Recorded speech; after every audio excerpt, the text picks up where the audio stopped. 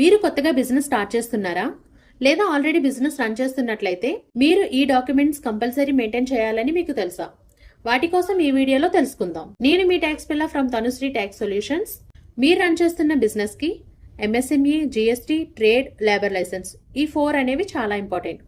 MSME అనేది మీ business ని government దగ్గర ఒక micro, small and medium enterprise గా గుర్తింపు పొందడానికి యూజ్ అవుతుంది.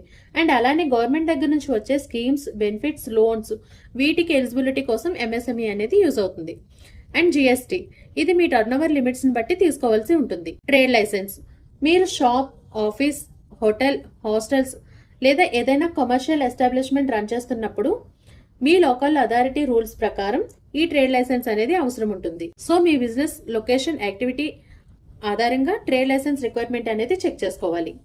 అండ్ లేబర్ లైసెన్స్ మీ బిజినెస్ లో ఎంప్లాయీస్ లేదా వర్కర్స్ ఉంటే అప్లికేబుల్ లేబర్ లాస్ ప్రకారం కొన్ని రిజిస్ట్రేషన్స్, కంప్లైంట్స్ అనేది అవసరం ఉండొచ్చు. సో వాటి కోసం ఈ లేబర్ లైసెన్స్ అనేది యూజ్ అవుతుంది.